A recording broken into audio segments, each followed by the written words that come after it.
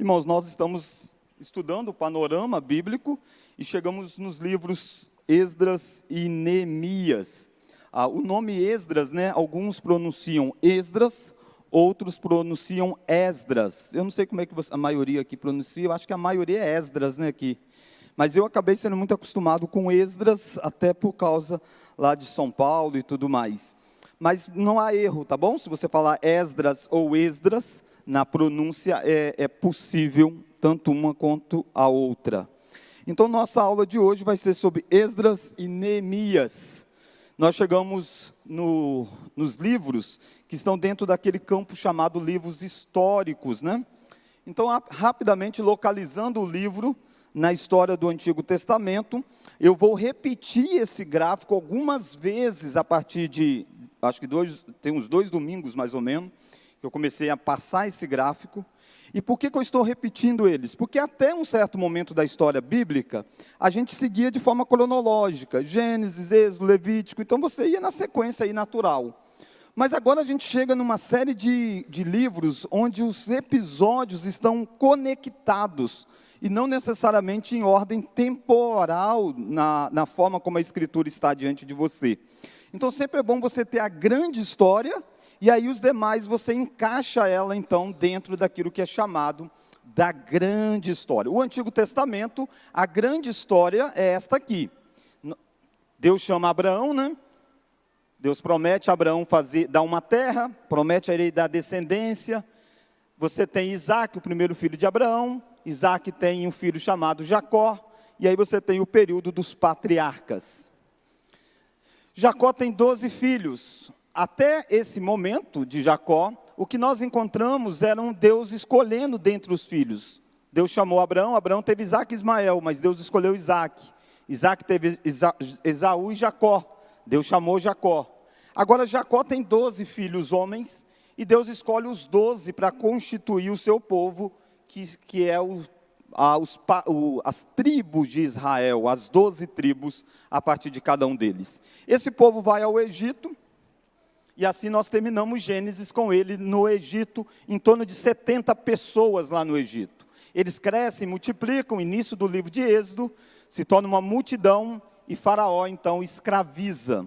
Deus chama o povo, Deus chama Moisés para libertar o povo, e Moisés inicia a sua saga, através daquele episódio das 10 pragas sobre o Egito. O mar se abre, o povo sai liberto e peregrina. Inicialmente para no Monte Sinai, recebe a lei de Deus e continua a sua jornada até chegar numa região chamada Cades Barneia. Aqui nós estamos no livro de Números, se a gente tivesse na sequência. Em Cades Barneia, o povo mostra a sua incredulidade. Embora tenha visto os milagres, tenha visto os feitos do Senhor, a incredulidade estava presente no coração deles, e eles pedem para enviar espias, para ver se a terra de fato era assim. Então aqui você teria o povo de Israel entrando na terra prometida, se eles não tivessem sido incrédulos. Um intervalo de tempo bem curto. Mas por causa da incredulidade deles, Deus então dá o castigo. Esses espias retornam, 10 dizem não tem como, 2 dizem tem, e aí então eles ouvem os 10 e se revoltam contra o Senhor. Deus dá um castigo de caminhar 40 anos pelo deserto, até que toda aquela geração que saiu aqui do Egito, perecesse. A geração adulta que saiu do Egito iria perecer durante esta caminhada. A causa disso, a incredulidade, que está lá em Números 13 e 14, que é o episódio envolvendo os espias. Então esses aqui são marcos importantes para você ter a história bíblica na sua mente. E assim você consegue contextualizar os livros bíblicos. Daquela geração, então Moisés morre, é o último deles a morrer, e ele morre porque ele bateu na rocha e tudo mais. No finalzinho do livro de Deuteronômio, ele está ensinando, então toda a geração criança que tinha saído, agora já tinha crescido, já tinha 40 anos, e os novos que nasceram durante a peregrinação. E Moisés conta histórias relacionadas com a libertação, da lei do Senhor, faz uma recapitulação de tudo aquilo que Deus havia feito. E Moisés morre e termina Deuteronômio. E aí você tem pronto os 5 primeiros livros da Bíblia. Nós chegamos então no livro de Josué, e Josué é levantado para liderar o povo. Josué é um dos espias. Lembra que foi enviado 12? Josué e Caleb retornaram e disseram, nós podemos, os outros 10 disseram não. Então Josué e Caleb são os únicos adultos a entrarem na terra. E Josué é quem assume a liderança e conquista vários territórios lá em Canaã. Então aquela terra prometida a Abraão está sendo conquistada neste período de Josué. Mas Deus deixa alguns inimigos aqui, e Deus diz para eles que eles são os testes. A próxima geração deve ser fiel ao Senhor. Se forem fiéis ao Senhor, eles vão expulsar os moradores de Canaã. Se eles não forem fiéis ao Senhor, eles serão dominados por aqueles moradores. E aí a gente chega no período dos juízes, onde uma geração que não conhecia os feitos do Senhor, ignora aquilo que Deus havia feito e começa a negociar com os moradores da terra, e tristemente eles passam a ser dominados por eles, conforme Deus havia advertido. Então o período dos juízes é muito triste. A gente chega nos livros de Samuel, quando a gente tem o reinado sendo estabelecido. O primeiro rei é Saul, o segundo rei Davi, pós-Davi você tem Salomão, e aí então em Salomão você tem seus filhos. Salomão peca, Salomão não tem o coração de todo íntegro a Deus, e Deus diz que na próxima geração ele iria dividir o reino. E por falta de sabedoria, Jeroboão e Roboão entram em conflitos, e aí você tem a divisão do reino acontecendo. Nós estamos aqui no livro de Reis, por exemplo. O segundo livro dos Reis vai descrever essa divisão. Aproximadamente aí no capítulo 11 e 12 do livro de Reis, você tem a divisão. Aqui você passa a ter as tribos do norte, 10 tribos no norte que passam a se chamarem Israel. Se até aqui tudo era chamado de Israel, agora é dividido. Israel passa a ser as 10 tribos e o reino do sul passa a ser o reino de Judá.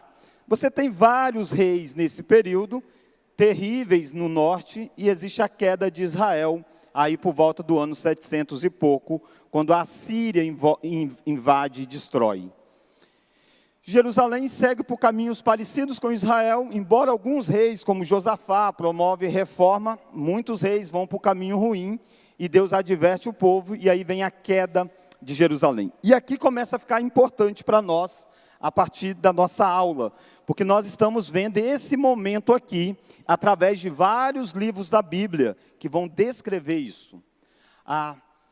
Nós chegamos aqui, então, no período que é chamado do cativeiro babilônico. O povo é levado para o cativeiro. Então, as 2 tribos do sul são levados para o cativeiro e vão viver lá na Babilônia. É aquele período de Daniel e tudo mais. E aí você tem a volta dos exilados a partir de um documento assinado por Ciro. Então aqui você tem todo o gráfico do Antigo Testamento. Como eu disse, eu vou voltar a este gráfico várias vezes nessas aulas posteriores. Depois a gente vai dar um tempinho que a gente vai entrar nos livros poéticos. Mas quando a gente voltar nos profetas, a gente volta para a gente entender. Porque a partir de agora, os livros bíblicos, eles têm que estar em algum momento aqui. O livro de Jeremias, será que o livro de Jeremias está onde nesse gráfico? Para ver se vocês mais ou menos pegaram a ideia. A gente não estudou ainda Jeremias, só para ter uma ideia. Você acha que Jeremias está onde? Em que lugar dessa história? Não, sim, Reis, mas aqui, né, nesses episódios. Antes do cativeiro. Antes do cativeiro. Entendeu? Ele está aqui, ele anuncia a queda de Jerusalém. Então ele está profetizando nesse período aqui. O livro de Daniel, será que está onde? Durante o cativeiro, está acontecendo aqui. Livro de Malaquias, será que está onde? Pós a volta, depois que os exilados voltaram. Então percebe, a partir daí, não está mais na sequência, na ordem bíblica, necessariamente. Alguns sim, outros não. O livro de Jeremias vai aparecer ainda. E o que nós vamos ver hoje, Esdras e Neemias, está aqui, ó. Esdras e Neemias está nesse contexto de volta dos exilados. O livro de Esdras e Neemias vai narrar uma história que é depois da história de Jeremias, que é depois da história de Daniel. Esses livros a gente vai ver ainda para frente. mas a gente então precisa ter esse gráfico na mente para a gente sempre retornar e encaixá-lo dentro do contexto, tá bom? Esdras e Neemias é um livro, então, pós-exílio. Um livro que vai descrever, mais precisamente, o início do pós-exílio, a volta dos exilados e os primeiros anos deles na terra prometida. Esse exílio que nós vemos, ele é fundamental para você entender todo o resto desse livro de Esdras e Neemias.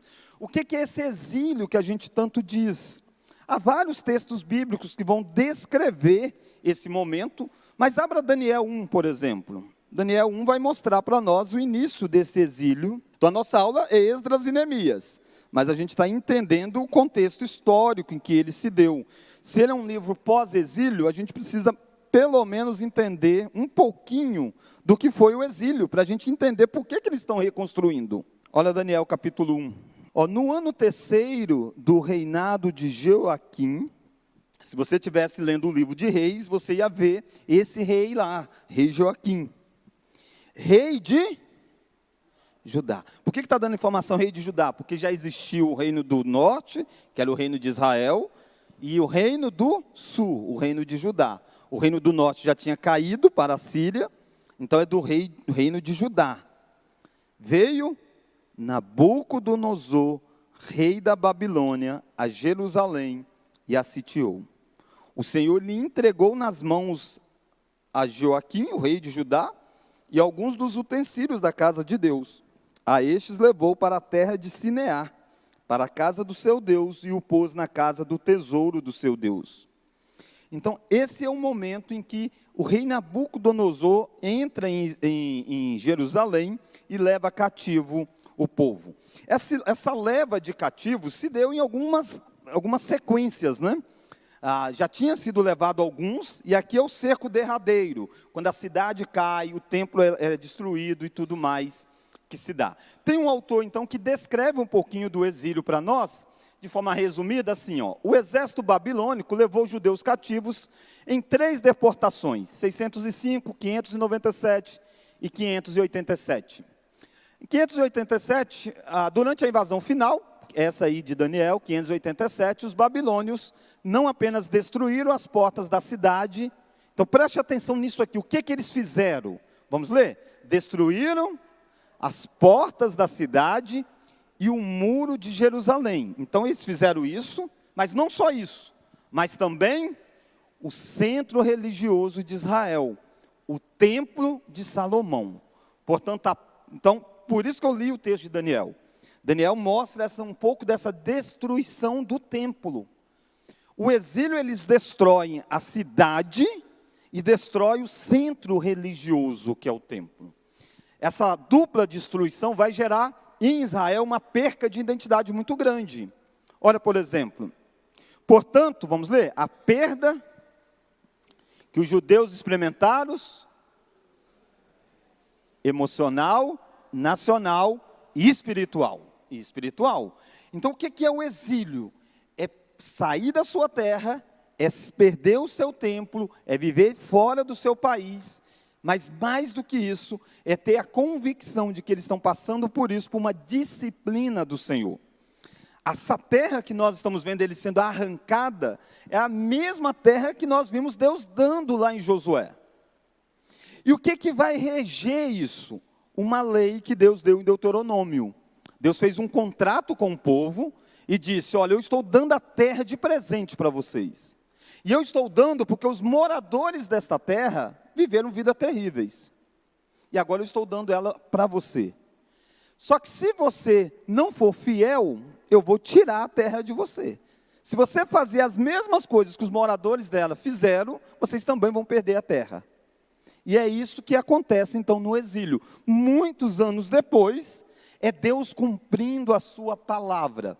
Deus cumpre a sua palavra na hora de restaurar, que é o texto de hoje, mas Deus cumpre a sua palavra na hora de disciplinar. Deus é o Deus que fala e aquilo vai acontecer. Deus não podia passar sem trazer juízo sobre o seu povo, uma vez que o seu povo havia vivido como os moradores daquela terra. Então, o exílio foi isso. Após, então, todo um período em que vai tendo vários reis acontecendo, você tem, o exílio é levado pelos babilônicos, né? Nabucodonosor é o governador da Babilônia, mas você vai ter um novo império que vai se fortalecendo, é o Império Medo-Persa. Então, Ciro, ele derrota um império chamado Império Lídio em 546, e em seguida, então, ele passa a sua atenção para o Império da Babilônia. Ele quer dominar sobre os babilônios. Isso vai acontecer por volta do ano 539, após uma sangrenta batalha. Olha Daniel capítulo 5. Daniel 5 traz para nós uma descrição que os estudiosos vinculam exatamente a esse momento em que a Babilônia cai.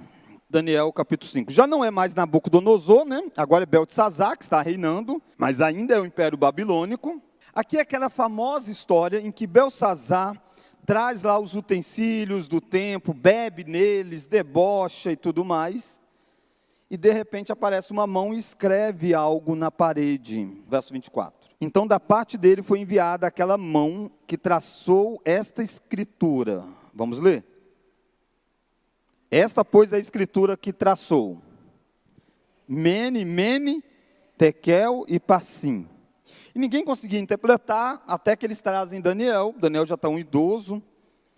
E Daniel chega lá e interpreta aquilo que Deus havia dito. Esta é a interpretação daquilo. Ó. Mene, vamos ler? Contou Deus o teu reino e deu cabo dele. Então é um anúncio de juízo de Deus sobre a Babilônia. Deus contou os dias, deu fim nele. Tekel, pesado foste na balança e achado em falta. Pérez, dividido foi o teu reino e dado aos medos e aos persas.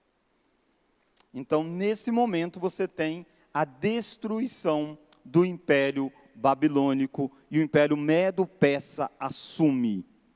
Ciro é aquele que está no trono, fazendo todo esse movimento de governar. Ciro vai morrer, né? 530, 9 anos depois, numa batalha em que ele estava. Você não precisa decorar isso aqui, é só para a gente ter uma leve noção da cronologia de Esdras, tá bom? A cronologia não é algo muito fácil, um estudioso ou outro às vezes muda um ano para cá, um ano para lá, por causa de quando demarca o início, mas a gente consegue ter uma boa referência desta forma. 539, então Ciro conquista a Babilônia. 538, Ciro vai fazer um decreto autorizando a volta do povo. Abre em Esdras, você encontra esse decreto lá em Esdras. Assim como a ida para o cativeiro se deu em levas, em pelo menos 3 grandes levas, o retorno também se dá em levas, tá bom? Por isso que não é, você diz, pastor, se eu bater tal data não dá 70 anos. É por causa dessas levas de ida e volta. 70 é um número simbólico que demarca um ponto nessa história, tem a ver com a destruição do templo, a reconstrução do templo, esse ciclo que se dá. Esdras, então, que é o nosso tema, né? Esdras e Neemias. Olha o verso 1, vamos ler? No primeiro, no de Ciro, rei da Pérsia, para que se cumprisse a palavra do Senhor, por boca de Jeremias. Então, Jeremias já tinha anunciado que Deus levantaria um libertador para o povo depois que estivesse no cativeiro. E Ciro está cumprindo essa profecia. Ele é um rei da Pérsia. Olha o que Deus faz. No primeiro ano do rei de Ciro, rei da Pérsia, para que se cumprisse a palavra do Senhor por boca de Jeremias, vamos ler agora? Despertou o Senhor o espírito de Ciro, rei da Pérsia. Só um minuto. Deus age e desperta em Ciro isso. Um dos grandes ênfases do livro de Esdras e Neemias é que Deus é o Senhor soberano.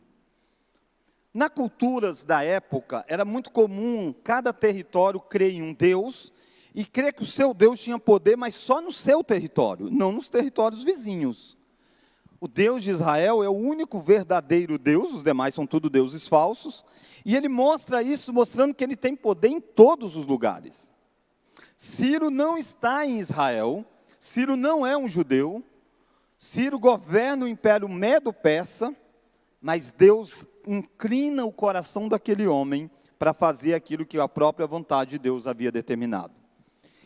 Se Deus inclina o coração de Nabucodonosor, no sentido de retirar a sua graça, entregar, levantar, fazer com que Nabucodonosor vá e exerça juízo sobre Israel, se a ida para o exílio é Deus levantando a Babilônia, a volta do exílio é Deus também levantando o libertador, que é Ciro. Então Deus é soberano sobre os governantes do mundo. A Bíblia diz que o coração do rei está nas suas mãos. Segundo a sua vontade, ele os inclina. Deus faz isso para cumprir o seu propósito. Deus faz governantes maus para punir o pecado do povo. Deus faz governantes bons, quebranta o coração de governantes para que possam ter atos bons, não necessariamente que eles são bons. Ciro tem os seus interesses, Ciro destruiu várias pessoas. Mas Deus inclina o coração dele para trazer benevolência para o povo de Deus. Então essa é a grande certeza que nós temos. Nós estamos nas mãos de Deus. Os instrumentos que Deus usa são os mais variados. Mas todos os seres são apenas instrumentos dentro da grande vontade que Deus tem. Nada acontece fora do propósito soberano. Não foi Nabucodonosor quem fez porque simplesmente quis, Deus permitiu, Deus agiu, e não foi Ciro que simplesmente quis. Foi Deus agindo também. Os dois vão ter responsabilidades, sem sombra de dúvida. Nabucodonosor vai sofrer terrivelmente durante uma boa parte, porque ele se orgulhava disso. Ele achava que ele estava fazendo com a sua mão, com a sua força. E aí Deus então vai entregá-lo à Síria, né, aos medos-persas, melhor dizendo. Ciro é alguém que vai agir e Deus vai ser complacente com ele em outras áreas. Então Deus inclina o coração do rei da Pérsia. Olha lá o verso 1 ainda. O qual fez passar pregão por todo o seu reino, como também por escrito, dizendo: assim diz o rei da Pérsia, o Senhor. Então aqui você tem, e essa é uma outra característica do livro de Esdras, Neemias também, você vai ter documentos sendo citados. Aqui ele está citando um documento dessa ordem do rei. Então ele passa a transcrever esse documento. E outros documentos, porque há correspondências, e eles vão fazendo essa citação no decorrer do livro de Esdras. E quando você estiver lendo, você tem que estar atento a isso. É o narrador que está falando? Não, ele está citando um documento. Isso é importante para que a gente compreenda bem. Assim diz Ciro, então, rei da Pérsia: o Senhor, Deus dos céus, me deu todos os reinos da terra e me encarregou de lhe edificar uma casa em Jerusalém de Judá.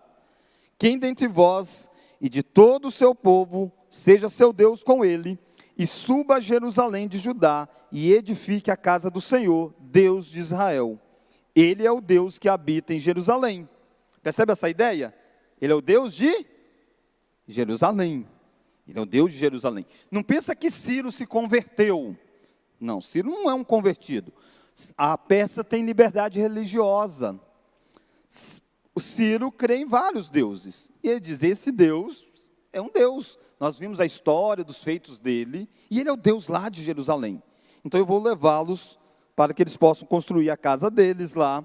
Porque ele é o Deus daquela região. Olha o verso 4. Todo aquele que restar em alguns lugares em que habita, os homens deste lugar o ajudarão com prata, ouro, bens e gado afora, e as dádivas voluntárias para a casa do Senhor, o qual está em Jerusalém. Verso 5, vamos juntos? Então se levantaram os cabeças das famílias de Judá e de Benjamim. Uai, por que Judá e Benjamim? Por que as famílias de Judá e Benjamim? As duas tribos. Lembra? Tinha 12 tribos, 10 tribos eram o reino do norte. Israel foi misturado, colonizado pela Síria. É as tribos do sul, as tribos de Judá e de Benjamim. E por que você tem os sacerdotes? Porque os levitas não tinham terra. Os levitas ficaram com a tribo de Judá. Mas por que não é chamado como tribo? Porque eles são levitas, eles não têm terra, eles viviam do templo. E aí você vai ver sacerdote sendo citado, porque vem da tribo de Levi, nessa dinâmica. Percebe por que eu falei que o gráfico é importante? As coisas estão lá naquele gráfico que ajuda a entender melhor a nossa descrição, aquela linha de tempo feita. E aí então vai ter uma lista, os sacerdotes, os levitas, com todos aqueles vamos ler agora? Com todos aqueles cujo Espírito Deus despertou para subir e edificar a casa do Senhor, o qual está em Jerusalém. Todos os que habitavam aos arredores o ajudaram, fazendo aquilo que o rei havia feito. Ajudaram com pratas, bens e tal. Verso 7, vamos ler? Também o rei Ciro...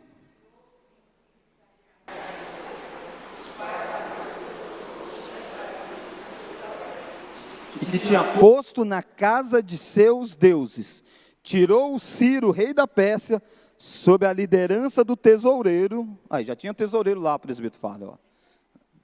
Ele que cuidava lá dos utensílios, ó. Mas o nome dele aqui era bem feinho, fala. Ó, Mitredate, que os entregou contados a Sesbazar, príncipe de Judá. E aí vai ter números, ó. Eis o número deles, tinha 30 bacias de ouro, 1000 bacias de prata, 29 facas, 30 taças de ouro, e tem uma série aí de descrições. O que são esses utensílios? Lembra lá de Daniel 1? Quando Nabucodonosor entrou e tirou os utensílios? É uma parte desses utensílios estão sendo devolvidos. Não são todos, muitos, alguns se perdem, mas boa parte foi preservado, guardado e está sendo enviado de volta para o episódio. Então volta aqui para o texto. Então, Ciro conquista 539, 538, Ciro faz o decreto autorizando, 537, Sesbazar e Zorobabel, 49.897 judeus voltam a Judá sob a liderança de Sesbazar e Zorobabel. Então, o altar é reconstruído. Isso se dá lá a partir do livro de Esdras, capítulo 2. Abra lá Esdras 2. Aqui você tem a descrição dos que voltaram. Ó, são estes os filhos da província que subiram do cativeiro entre os exilados. E aí tem uma série de nomes. Não precisamos ler agora. Está vendo a lista? São os nomes dos que voltaram. Olha o capítulo 3. Em chegado o 7º mês, estando os filhos de Israel já nas cidades, ajuntou-se o povo com um só homem em Jerusalém. Levantou-se Jesua, filho de Josadaque, e seus irmãos, sacerdotes, e Zorobabel, filho de Seatiel, e seus irmãos, vamos ler agora?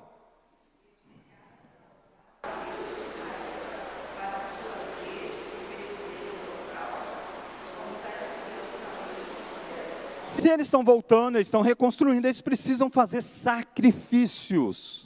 Essa é a ordem bíblica de Deus. Os cultos no Antigo Testamento aconteciam com sacrifício. Então a primeira coisa que eles vão reconstruir é o altar. Esse personagem citado aqui com o nome de Jesua é o mesmo Josué, não Josué lá do início da história, mas o Josué sacerdote descrito lá no livro de Zacarias. 2 livros, que nós não vamos fazer muita referência a eles, estão acontecendo simultaneamente a esse episódio, basicamente. O livro de Ageu e o livro de Zacarias. Quando eu chegar lá, a gente vai voltar um pouquinho nesse episódio aqui, para vocês entenderem essa conexão, quando a gente estudar o livro de Ageu e de Zacarias. Então, os profetas Ageu e Zacarias estão profetizando no contexto de reconstrução do templo. E o Josué, que era o sacerdote citado no livro de Zacarias, é esse Jesua aqui presente. E eles vão celebrar a festa e vão fazer diversas coisas. Volta aqui para o gráfico um pouquinho. Então são lançados, reconstruído o templo. Em 536 eles lançam os alicerces do templo.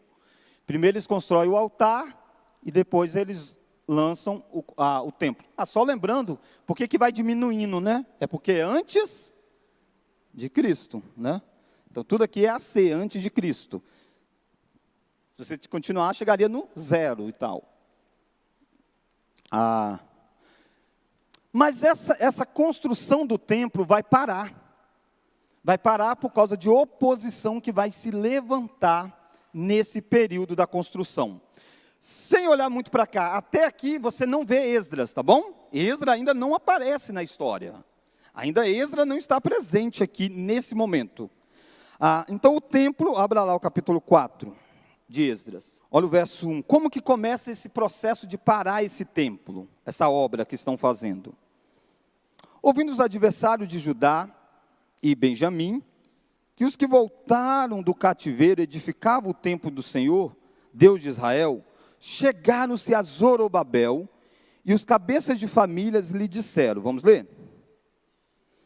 Deixai-nos edificar convosco, porque como vós, buscaremos a vosso Deus, como também já lhe sacrificamos desde o dia de Assar-Adom, rei da Síria, que nos fez subir para aqui. Então um grupo que estava naquela terra chega e diz, deixa a gente construir com você, a gente vai construir junto e vamos adorar juntos. E Zorobabel vai dizer, não, vocês não podem ter parte nisso. Você olha numa leitura superficial, você diz, poxa vida, eles querem se converter, adorar a Deus e tal, né? Não, não é nada disso. Eles são inimigos do povo de Deus, eles são pessoas que estão totalmente misturados com a cultura, e eles querem entrar no meio desses que estão voltando do exílio, aqueles que Deus preservou a linhagem, e eles querem unir com eles numa mesma prática religiosa, sem ter uma verdadeira conversão. É seguir o caminho que aconteceu o exílio. O exílio foi o povo de Deus ficar igual o povo daquela terra. Então essa é a grande ameaça nesse ponto. E Zorobabel vai dizer, não. Zorobabel não aceita. Olha o verso 3, ó. Porém Zorobabel, Jesua e os outros cabeças de famílias lhes responderam. Vamos ler? Não tendes conosco na edificação da casa do nosso Deus. Não diz do vosso Deus, do nosso Deus. Nós mesmos sozinhos a edificaremos ao Senhor, Deus de Israel, como nos ordenou Ciro, rei da Pérsia. Então eles resistem e dizem não. Mas isso vai gerar uma série de intrigas, e a gente pensa em intrigas assim como se fosse 1 a 1, né? Isso aqui são intrigas palacianas. O rei decretou, enviou pessoas, autorizou, então o povo voltou, vem liderança trazendo o povo. E agora eles começam a tramar com os reis para que aquela obra seja parada.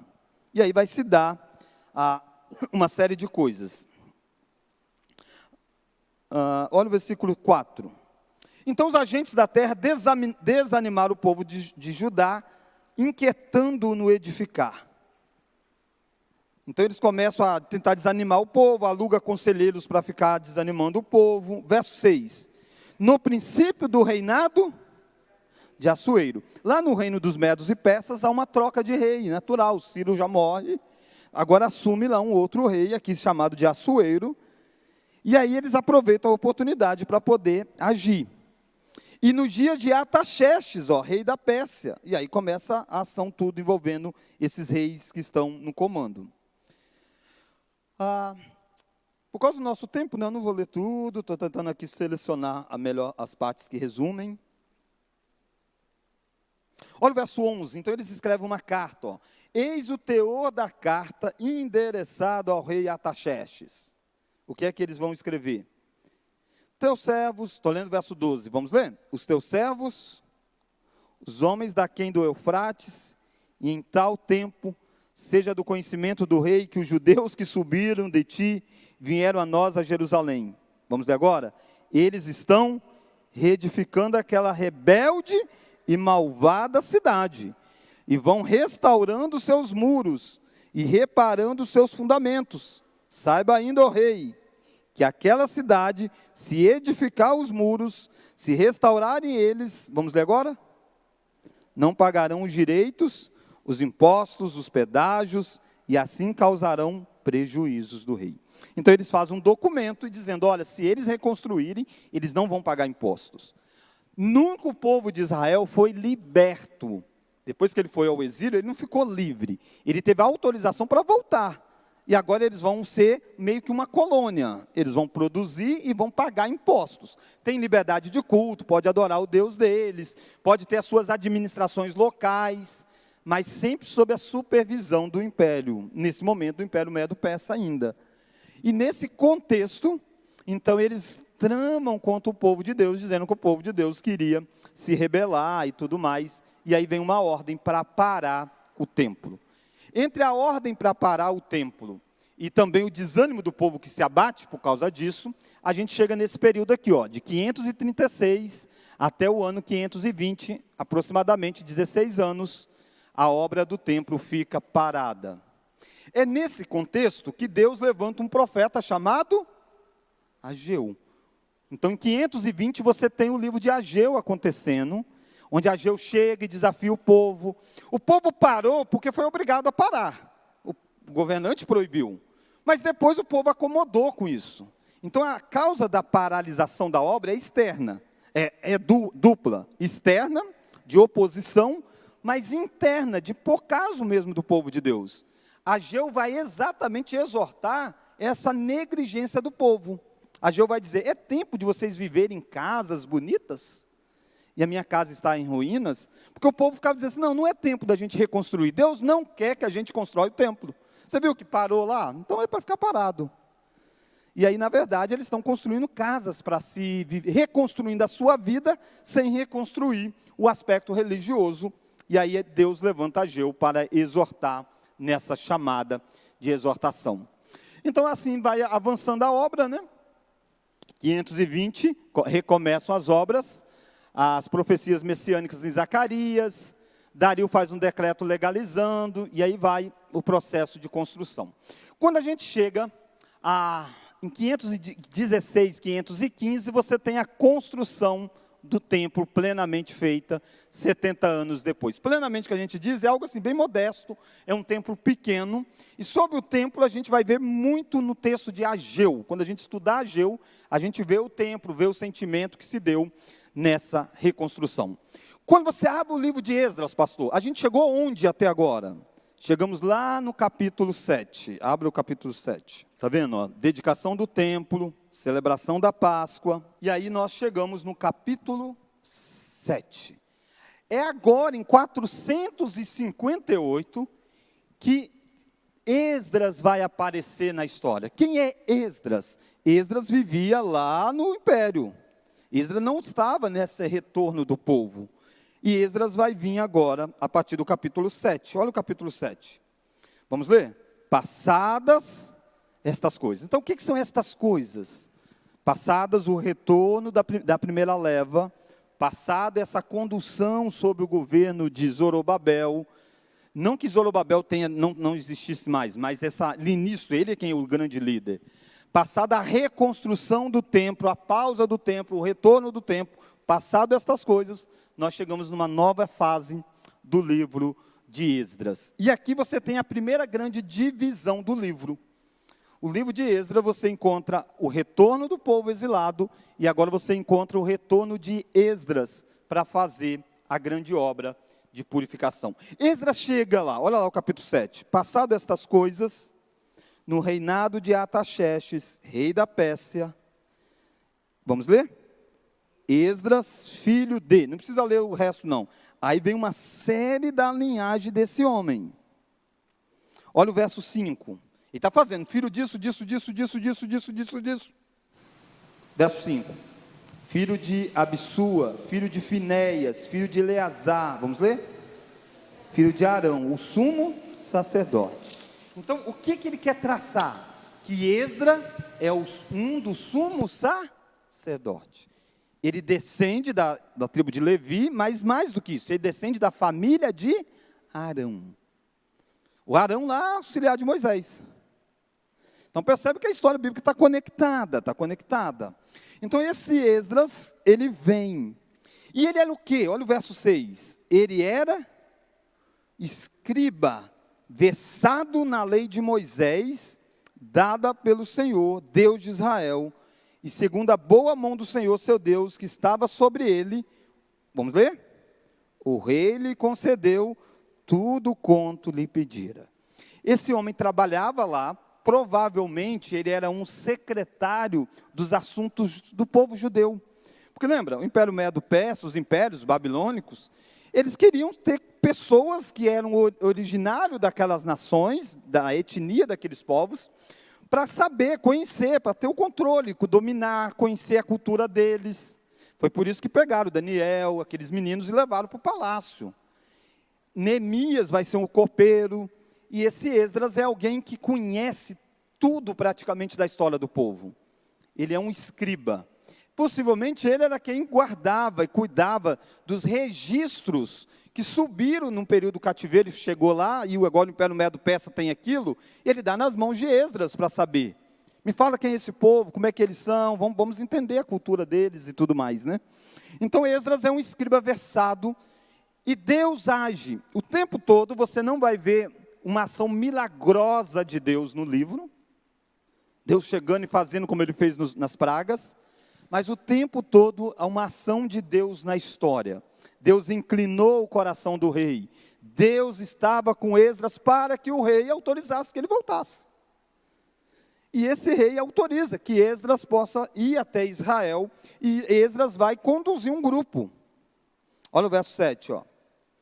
Também subiram a Jerusalém alguns dos filhos de Israel, dos sacerdotes, dos levitas, dos cantores, e aí vai ter uma listagem de novo de coisas que eles vieram fazer. Olha o capítulo 8 de Esdras. São estes os cabeças de famílias e suas genealogias, os que subiram comigo da Babilônia no reinado do rei Artaxerxes. E a partir de agora você muda a linguagem. Passa a ser na primeira pessoa. Passa a ser as memórias de Esdras sendo contadas. Subiram comigo. É Esdras contando. E aí Esdras vai contar nessa perspectiva, nessa linguagem, eu.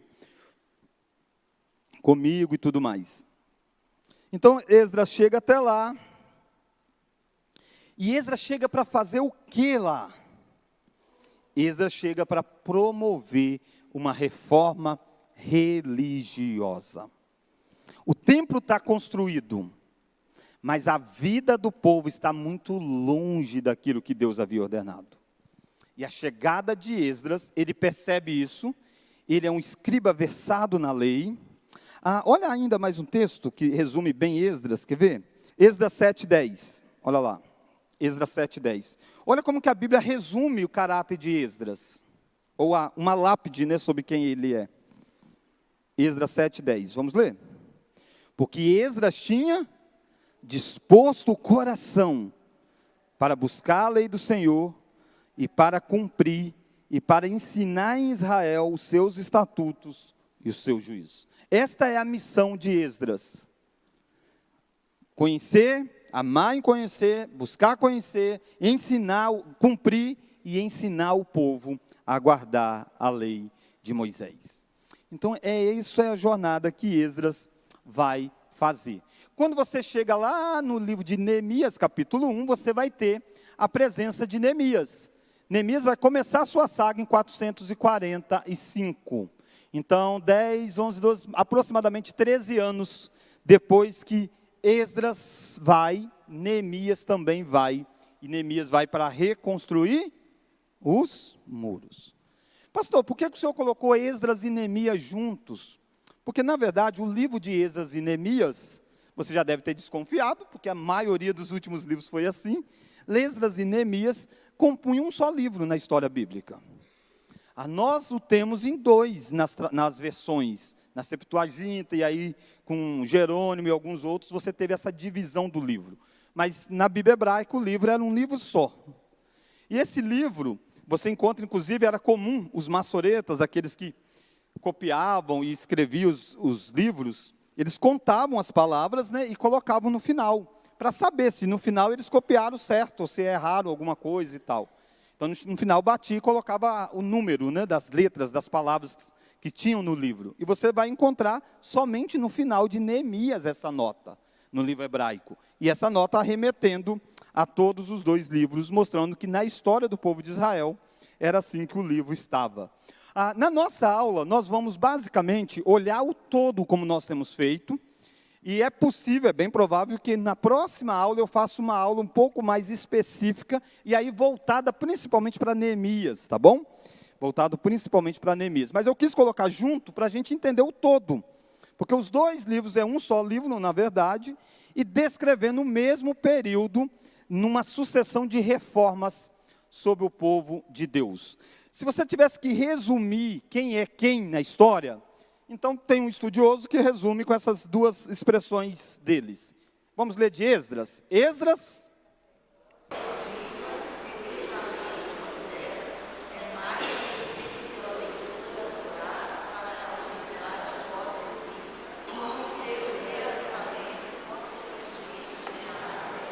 Então, Esdras vai fazer a leitura da Torá, da lei, vai pregar a lei e vai ter um grande reavivamento a partir disso. Neemias.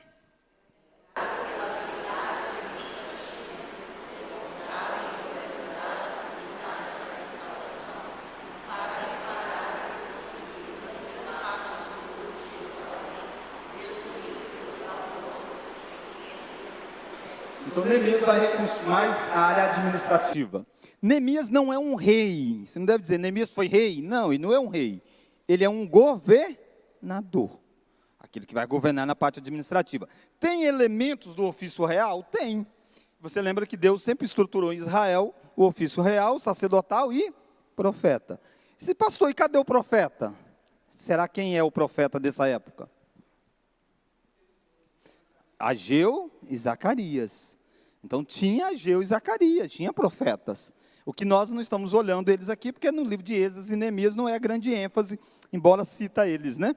Mas os três ofícios estão acontecendo em Israel, embora adaptado. Não tem um rei, porque quem governa em última instância é o Medo e Persa, mas existe alguém que assume o governo administrativo do povo. E essa pessoa é Neemias. O sacerdote é Esdras e o profeta Ageu e Zacarias. Antes de Neemias, você teve Zorobabel, que exerceu grandemente a parte administrativa, tá bom? Qual que é o resumo dos três movimentos que a gente encontra no livro de Esdras e Neemias? Então, primeiro, é o movimento do retorno dos judeus a Jerusalém após o exílio babilônico, incluindo a reconstrução do altar e do templo. Foi o que nós mais falamos até agora. Então, primeira coisa no livro é esse movimento. A segunda coisa, a chegada e o ministério de Esdras, incluindo a reforma religiosa da comunidade com base na lei de Moisés. Esdras não vem construir o templo, Esdras vem tentar construir o povo na identidade da lei. Já tem o templo, mas não tem obediência à lei do Senhor. E Neemias, o terceiro movimento, a chegada e o ministério de Neemias com a reconstrução dos muros de Jerusalém e a nova reforma social e econômica na comunidade. Neemias vai promover uma reforma moral, não apenas a reconstrução dos muros. Às vezes a gente resume muito Neemias na reconstrução dos muros, mas isso é só uma parte do livro. Dura 52 dias. O pior foi fazer a reforma espiritual do povo. Essa que foi sofrida para Neemias. E depois de ter brigado tanto, teve um tempo que ele foi lá no Império Medo e Persa. Afinal de contas, ele tem que prestar contas. Quando ele volta, o povo havia colocado os inimigos tudo dentro do templo. Toda a vida dele lutando contra Sambalate, Tobias. Os caras que perturbaram estavam lá. A gente chega lá talvez domingo que vem. É terrível, terrível. Pastor, Esther, ela já está nesse contexto ou ela vem a seguir? Esther está nesse contexto e ela é aquela que não volta. Ela está lá, entendeu? Ela não volta, mas ela está nesse contexto. Quando eu chegar no livro de Esther, porque eu pensei até, inicialmente aquele gráfico lá do tempo, tem lá Esther, mas ia ficar muito grande, ia ficar muito confuso, aí eu preferi tirar ela um pouquinho. Mas a Esther está nesse contexto, não nesse primeiro movimento, mas nesse movimento, intervalos aqui que está acontecendo, ela está lá e ela não volta. Ela não volta, e aí vai acontecer todo o episódio, né? Envolvendo. Ataxerxes e Xerxes não são a mesma pessoa. Aí vem na aula de Neemias, de Esther. Ok. Entendeu? Porque senão eu vou acabar dando os spoilers, entende? Porque você vai, será que é ela que está por detrás disso? Não sei, vem lá depois, vocês vão ver. Tá bom. Senão depois a aula de Esther, todo mundo já viu. Mas, Angélica, Esther é uma das, não a única, vários que não quiseram voltar. Entende? Não quiseram voltar. E existe uma perseguição sobre os judeus. Lembra a ordem para perseguir? Essa ordem vai chegar aqui nesse povo que está aqui, de Esdras e Neemias, para destruir eles que estão lá. Então é uma sequência de eventos, tá bom? Lutero. Entre a celebração da Páscoa, dedicação do templo aqui do capítulo 6 de Esdras, até a chegada de Esdras no capítulo 7, há um intervalo de tempo grande, né? Sim, sim. Há intervalo de tempo. Muito. Isso aí. Você fala entre a construção, né? Aqui, ó. Entre a construção e a chegada de Esdras. Eles terminam em 515. E aí ele só... O Esdras só vem em 458. Esse intervalo... Né, essa é a sua pergunta? Do tempo terminado. É esse intervalo aqui, ó. Quem é bom de cálculo aí? Pouco mais de 50 anos, né? Para depois da reconstrução do templo, para que venha a chegada de Esdras. Ok? Irmãos, é importante, eu sei que é muita informação às vezes, mas é importante que você tenha o todo da história. Esse é o nosso objetivo no panorama bíblico. Se você pegar essas 3 frases aí, ó, você já vai ter entendido muito desse livro. Retorno da Babilônia, retorno dos exilados e reconstrução do templo, chegada de Esdras, e aí a reforma moral a partir da lei, e depois você tem a chegada de Neemias, a reconstrução dos muros e a reforma da sociedade. Esboço de Esdras e Neemias. Isso tudo que eu falei, mas você pode encontrá-lo a partir de divisão de livros. O regresso dos exilados está do capítulo 1 até o capítulo 6. O principal personagem é Zorobabel. Segunda parte do livro, do 7 a 10, Memórias de Esdras. Esdras contando as coisas. Neemias de 1 a 7, Memórias de Neemias. É Neemias contando também na primeira pessoa. Eu estava lá, chegou até mim, eu fui, eu perguntei ao rei. Depois você volta a ter Esdras. Memórias de Esdras, a partir de Neemias 7, verso 73b, até o capítulo 10. Está dentro do livro de Neemias, mas os acontecimentos envolvem Esdras. Neemias e Esdras estiveram juntos em Israel. Esdras veio primeiro, e depois de um tempo veio Neemias, e os dois estiveram juntos. Esdras era o sacerdote, enquanto Neemias era aquele que administrava. E Esdras, após construir o muro, eles vão então ter um momento de quebrantamento diante da lei. E quem vai conduzir é Esdras. Segundo a memória de Neemias, do capítulo 11 ao capítulo 13, que é aquilo que eu falei, você vai ter o momento em que os inimigos de Neemias voltaram e assumiram tudo. Depois de Neemias ter feito todo um trabalho, bastou ele ficar fora, eles deram vazão para os hereges, e eles assumiram tudo de novo. Isso só naquela época, hoje em dia não acontece não, mas naquela época... O livro de Esdras, nenhuma frase, existe um livro que faz todos os esboços, e aí ele tem, num determinado momento, uma frase que ele resume o livro, né? E ele coloca essa frase, Esdras, então aqui a gente só está no livro de Esdras em si. O restabelecimento de Israel como comunidade adoradora na terra prometida, exigia um reavivamento da verdadeira religião da aliança, com a separação necessária das influências gentias em favor de uma vida de lealdade ao Deus da promessa. Daqui a pouco eu vou entrar nisso e mostrar o quanto que Esdras precisou fazer uma medida muito dura, que eu esperava que alguém talvez tivesse perguntado, mas até agora ninguém perguntou, mas eu vou chegar nela. Isso envolve esse propósito. O propósito de Esdras não é construir o templo já está construído logo no início. É construir a adoração verdadeira a Deus. E separar, não deixar que os outros que não têm parte com o Senhor participem disso. Ele tem que tomar medidas duras quando ele vê o que estava acontecendo durante todo o período que o templo foi reconstruído e a vida está seguindo. Esdras é meio que um que antecede, dizendo, esse caminho a gente vai dar no outro exílio. Foi isso que a gente foi parar lá. Então a gente precisa cortar o mal pela raiz. E Neemias é algo muito parecido.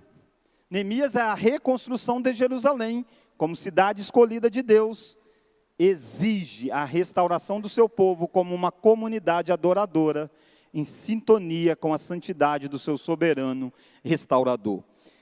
Duas coisas tinham sido destruídas no exílio: o templo e a cidade. As duas coisas precisam ser reconstruídas: o templo e a cidade. Mas as duas coisas em si não é suficiente. O templo está construído até o capítulo 7 de Esdras. Mas Deus envia Esdras, porque até aí tinha sido Zorobabel, para reconstruir moralmente o povo para adorar no templo. Neemias reconstrói a cidade na primeira parte do livro, mas precisa reconstruir o povo de dentro dessa cidade. A religião judaica, bíblica, né? A religião bíblica do Antigo Testamento, ao contrário do que se transformou mais à frente num judaísmo morto, de leis mortas, não é isso que a Bíblia colocou. A Bíblia sempre esteve envolvida com o lugar, mas com o conteúdo. Nunca foi Israel por Israel, Jerusalém por Jerusalém. Não bastava ter a cidade construída, precisava ter um povo diferente. E aí existe a reforma do povo. Não bastava ter o templo, tem o altar, está acontecendo o culto, mas está tudo errado. Então Esdras precisa convocar o povo à aliança. Dava para fazer essas duas coisas lá na Babilônia? Não. A terra é a terra prometida, Deus está dando a terra. Precisa construir o templo, precisa reconstruir a cidade, mas precisa de vidas. E às vezes a gente se perde nisso. A gente precisa ter a estrutura, mas a gente precisa ter as coisas que vão acontecer dentro da estrutura. É fácil você ter a religião restaurada com os itens que estão acontecendo, mas sem ter as pessoas realmente aí. E para isso precisa tirar aqueles que não são. E é isso que Esdras e Neemias vão ter. Vai ter embate violento por causa de um grupo que não é, mas quer tumultuar. E esse é o grande embate da pureza desse povo. Então, o livro como um todo nos ensina que Deus é fiel à sua palavra e cumpridor de suas promessas. Deus prometeu restaurar, Deus restaura. O livro ensina que Deus usa pessoas para fazer a sua obra, mesmo em meio à oposição. O tempo todo teve oposição. O critério se algo é de Deus ou não, não é se tem oposição ou se é difícil. Isso não é o critério para basear. Esdras teve oposição, Neemias teve, mas o critério é o que eles estão fazendo, é o que Deus colocou eles para fazer. Os dois têm essa expressão, Deus colocou para fazer isso. Deus incitou Esdras a fazer, Deus incitou Neemias a fazer. Os pequenos começos devem ser valorizados. O início da construção do templo, teve gente que chorou, os mais antigos. Quando o tempo terminou, aqueles que viram o templo de Salomão, ficaram chorando, lamentando, dizendo, isso é nada.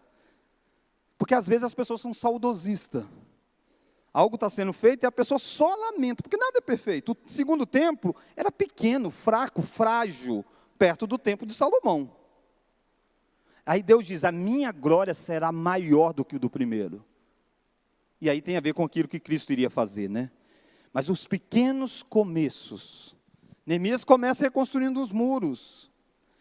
Então Deus não despreza os pequenos começos, devem ser valorizados na nossa história. Às vezes a gente quer aquilo grande que Deus vai fazer, quando Deus começa com as coisas bem pequenas na nossa história. E a importância do compromisso com o Deus da aliança. Abre em Esdras capítulo 9. O que é essa coisa que eu falei tanto que Esdras teve que enfrentar, né? Olha Esdras capítulo 9. Lembra o capítulo 7, a gente viu o finalzinho, o Esdras, então no capítulo 8, é listado os que chegaram com Esdras. Esdras parou, Esdras orou para chegar nessa missão que ele estava chegando. E logo no início, olha o capítulo 9. Capítulo 9 de Esdras. Acabadas, pois, estas coisas, vieram ter comigo os príncipes, dizendo, vamos ler? O povo de Israel, os sacerdotes, os levitas, não se separaram dos povos de outras terras, com suas abominações, isto é, dos cananeus, dos heteus, dos ferezeus, dos jebuseus, dos amonitas, dos moabitas, dos egípcios, dos amorreus. Eles não se separaram. Essa é a informação que chega para Esdras. Como assim? Verso 2. Eles tinham sido levados para o exílio, tinham voltado. Como assim que eles não estão separados, esses agora que estão morando lá? Verso 2. Pois tomaram das suas filhas para si e para seus filhos. E assim se misturou a linhagem santa com os povos dessas terras. E até os príncipes e os magistrados foram primeiros nesta transgressão. Que problemão que existe. A linhagem está misturada. Dentro de uma história bíblica, teve uma vez que a linhagem ficou misturada, lá em Gênesis 6. Os filhos de Deus viram as filhas dos homens. Misturou a linhagem, Deus trouxe o dilúvio. Deus tem que trazer um judeu de puro sangue. Existe uma promessa disso. Um descendente de Abraão vai abençoar o mundo. Um descendente da casa de Davi. Mas como que isso vai acontecer se eles estão todos misturando as suas identidades? É isso que é o grande ponto do livro de Esdras. Olha o verso 3. Ouvindo eu tal coisa, vamos ler? Rasguei as minhas vestes e o meu manto, e arranquei os cabelos da cabeça e da barba, e me assentei atônito. É por isso que pastor normalmente é careca. Ó. É que a gente arranca, não. Ele arrancou, não é que arrancou literal, né? Mas ele ficou abismado do que está acontecendo. É trágico, é terrível. Verso 4. Então se ajuntaram a mim todos os que tremiam das palavras do Deus de Israel, por causa da transgressão dos cativeiros. Porém eu permaneci assentado atônito, até o sacrifício da tarde. Na hora do sacrifício da tarde, levantei-me da minha humilhação, e com as vestes e manto já rasgado, me pus de joelhos, estendi as mãos para o Senhor meu Deus, e disse, vamos ler?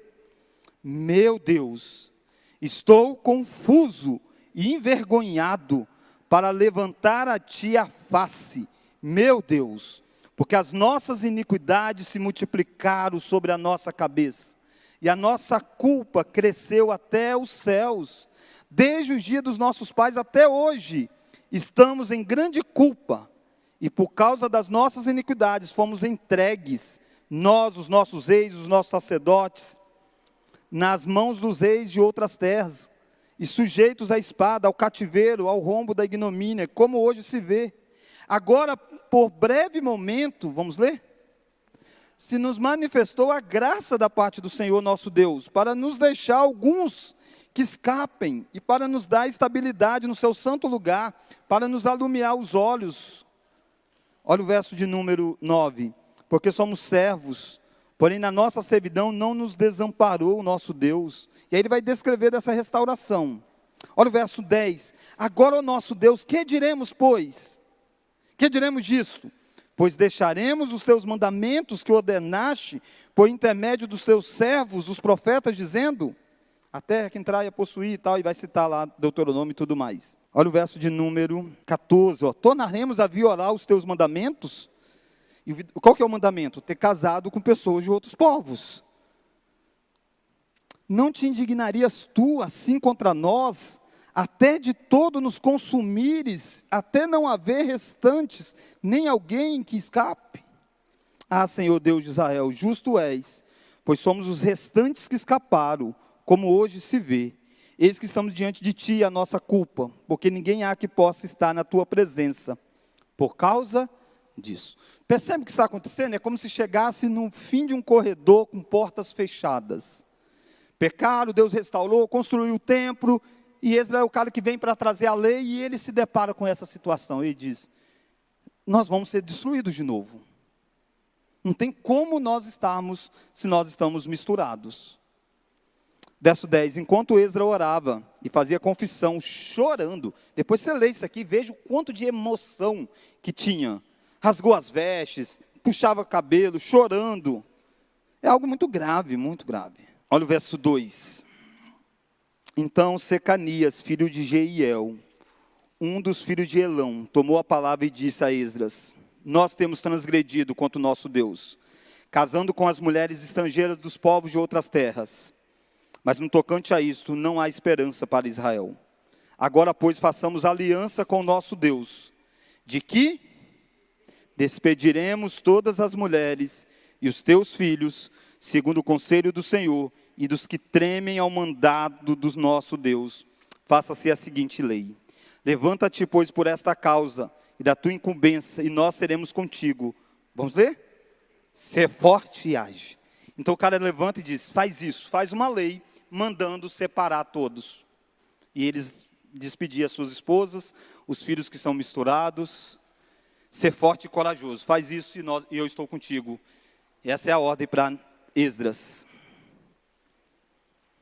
Verso 5, então Esdras se levantou, e a juramentar dos principais sacerdotes, os levitas e todo Israel, de que fariam segundo essas palavras, eles juraram. Interessante que Esdras diz assim, vamos jurar aqui entre a gente, né? Que vocês vão realmente afirmar isso lá, né? Vocês não, porque é a liderança, né? Vocês não vão deixar eu na mão, né? Vamos fazer um juramento diante de Deus. Eles juraram. Então a liderança foi junto para tomar essa decisão, né? Verso 6, Esdras se retirou de diante da casa de Deus. Entrou na cama, na câmara de Joana, filho de Eliasibe, e lá não comeu pão nem bebeu água, porque pranteava por causa da transgressão dos que tinham voltado do exílio.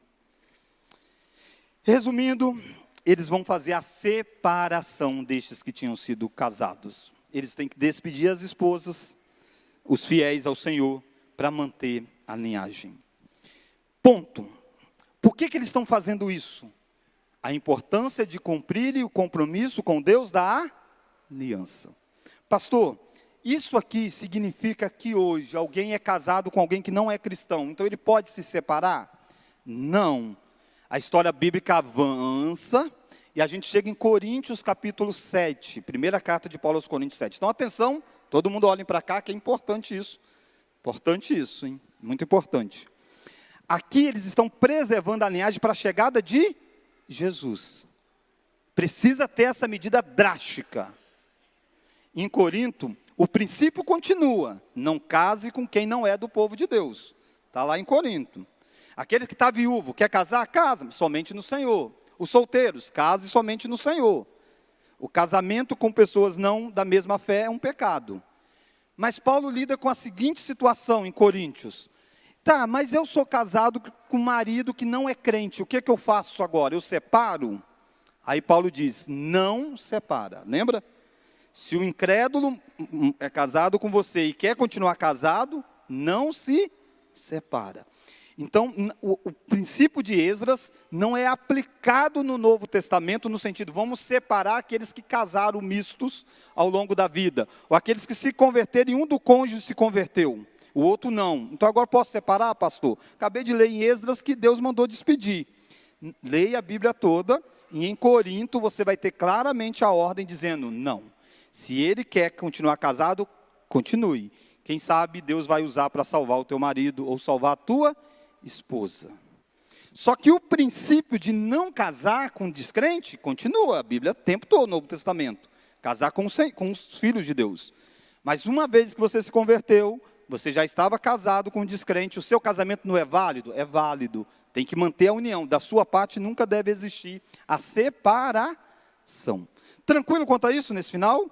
É importante esse final, hein? Senão você vai pegar Esdras e está doido para separar mesmo? E vai separar e dizer, eu aprendi lá em Esdras. Não, Corinto, é exatamente isso que Paulo está respondendo. Paulo está dizendo, não, a história da redenção se deu, a linhagem foi preservada, nasceu o Messias, a gente deve continuar lutando para não casar com descrentes, mas uma vez que alguém está nessa situação, não pode cometer o segundo pecado, que é divorciar por esta razão. Agora, óbvio, se o descrente quiser se apartar, Paulo diz que ele se aparte. O ponto é, se o descrente falar assim, se você não abandonar a Deus, eu largo você. Aí Paulo diz que ele vai, não tem o que fazer. Não tem o que fazer, porque importa obedecer a Deus, né? A Deus. Se você ficar com dúvida nessa questão, eu sei que isso tem às vezes implicações pastorais, me procure, tá bom? Eu estou à sua disposição para conversar quanto a isso. Perceba o quanto de importante foi o livro de Esdras para essa reconstrução, de tomar uma posição diante do Senhor. Vamos orar? Deus, o Senhor tem sustentado a nossa jornada no decorrer da caminhada, o Senhor tem nos feito adorar a Ti, nos reunirmos, mas muitas vezes, ó Deus, nós fazemos isso tão relaxadamente quando olhamos para a Tua lei. Por isso nos dê, ó Deus, o mesmo quebrantamento que Esdras tinha, de conhecer a Tua palavra, de amar a Tua palavra, de ensinar a Tua palavra. Algumas decisões sérias precisam acontecer na nossa jornada. Algumas rupturas espirituais precisam acontecer. O Senhor está nos reconstruindo numa nova jornada preciosa de sermos o Teu povo. Por isso nos dê coragem de não sermos amigos do mundo. Que nós possamos ser um povo diferente. Que nós possamos ser um povo em que a nossa cultura, o nosso costume, seja diferente daquilo que é ao nosso derredor na cidade. Dê graça, Deus, para aqueles que estão solteiros, a pensarem nos princípios bíblicos ao casarem. Aqueles que porventura já estejam casados, ó Deus, que eles sejam fiéis àquilo que Paulo ensina. E que a partir deles o cônjuge possa conhecer esse amor precioso de Cristo através do testemunho deles. Obrigado, ó Deus, porque o Senhor fez daquilo que parecia tão perdido, um povo levado para uma terra tão distante. O Senhor os fez voltar, os fez limpar, purificar, para que nascesse aquele que é verdadeiramente puro, que é Jesus Cristo. E Ele é quem tem nos purificado da nossa impureza. No nome dEle é que nós oramos. Amém.